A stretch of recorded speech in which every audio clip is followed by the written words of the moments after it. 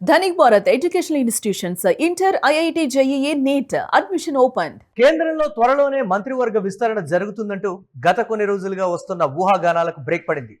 Cabinet పునర్వ్యవస్థీకరణ ప్రస్తుతానికి వాయిదా పడుతోంది. ఇంతకీ సడన్ గా ప్రధాని నరేంద్ర మోదీ ఎందుకు ఈ నిర్ణయాన్ని తీసుకున్నారు? అసలు కేబినెట్ ప్రక్షాళన ఆగిపోవడానికి కారణాలేంటి?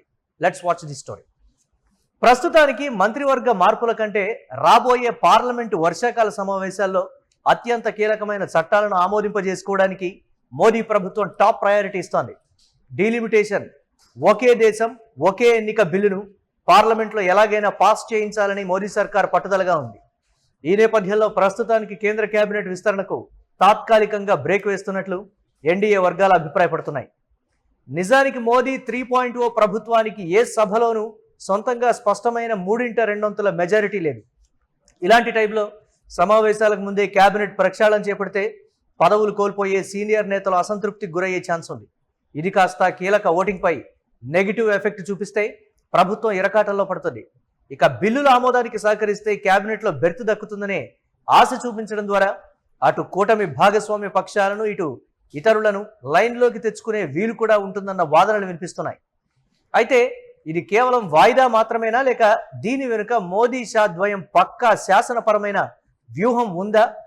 కూటమి ప్రభుత్వంలో ప్రతి అడుగు ఆచితూచి వేస్తున్న బీజేపీ పెద్దలు పార్లమెంటు వర్షాకాల సమావేశాలను దృష్టిలో పెట్టుకొని ఎలాంటి మైండ్ గేమ్ ఆడుతున్నారా అన్న ప్రశ్నలు ప్రస్తుతం ఢిల్లీ రాజకీయాల్లో చక్కర్లు కొడుతున్నాయి. మరోవైపు రాష్ట్రపతి ముర్ము, ప్రధాని మోదీ బిజీ షెడ్యూల్ కూడా కేబినెట్ విస్తరణ ఇప్పట్లో ఉండదన్న వాదనలకు బలాన్ని ఇస్తోంది.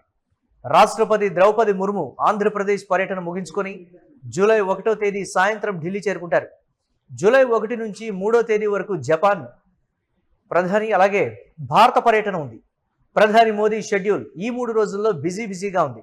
ఇక జూలై 4న ప్రధాని మోదీ రాజస్థాన్లో పర్యటించనున్నారు. ఇక జూలై 6న 11వ తేదీ వరకు జూలై 6 నుంచి 11వ తేదీ వరకు మోదీ ఇండోనేషియా, ఆస్ట్రేలియా, న్యూజిలాండ్ దేశాల్లో పర్యటిస్తున్నారు. సో జూలై 5వ తేదీన మాత్రమే ప్రధాని నరేంద్ర మోదీ షెడ్యూల్ ఖాళీగా ఉంది. ఒకవేళ ఆ తర్వాత విస్తరణ జరిగిన కొత్త మంత్రులకు శాఖలపై అవగాహన పెంచుకొని పార్లమెంటుకు సిద్ధమవడానికి సమయం సరిపోయే అవకాశం లేదు. అయితే మోదీ మార్క్ పాలిటిక్స్ ఎప్పుడు ఎలా ఉంటాయో ఊహించడం కష్టం. గతంలో 2021 జూలై 7న సరిగ్గా పార్లమెంటు సమావేశాలకు కొద్ది రోజుల ముందే రవిశంకర్ ప్రసాద్, ప్రకాష్ జవదేకర్ లాంటి 12 మంది సీనియర్లను నిర్మోహమాటంగా పక్కన పెట్టి 36 మంది కొత్త ముఖాలను కేబినెట్లోకి తీసుకున్నారు. ఇక గత 12 ఏళ్లలో 4 సార్లు ఇలాంటి భారీ ప్రక్షాళనలు కేంద్ర కేబినెట్లో జరిగాయి. కానీ ఈసారి కూటమి ప్రభుత్వం కావడం వల్ల సాధ్యాసాధ్యాలు కష్టంగా ఉన్నాయి. అయితే మోదీ 3.0 సర్కార్ కేబినెట్ విస్తరణ విషయంలో వెనకడుగు వేసిందని అనుకుంటే పొరపాటే. జూలై 20వ తేదీ నుంచి పార్లమెంట్ వర్షాకాల సమావేశాలు ప్రారంభం కానున్నాయి. ఈ సమావేశాల్లోనే 2 కీలక బిల్లులను ప్రవేశపెట్టి ఉభయ సభల్లో పాస్ చేయాలన్న సంకల్పం కేంద్ర ప్రభుత్వంలో కనిపిస్తోంది. అందుకే విస్తరణను పార్లమెంటు సమావేశాలు ముగిసిన తర్వాత సెప్టెంబర్ లేదా అక్టోబర్ నాటికి వాయిదా వేస్తున్నట్లు ప్రచారం జరుగుతోంది. ఇదంతా రాబోయే పార్లమెంటు సమావేశాల్లో ఒకే దేశం ఒకే ఎన్నిక లాంటి చారిత్రాత్మక బిల్లులను నెగ్గించుకోవడానికి వేసిన ఒక పక్కా పొలిటికల్ స్కెచ్.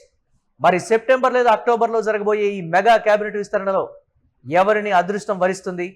కూటమి భాగస్వామ్యులను మోదీ ఎలా సంతృప్తి పరుస్తారు అన్న ప్రశ్నలకు సమాధానాలు దొరకాలంటే మరికొంతకాలం వేచి చూడక తప్పదు.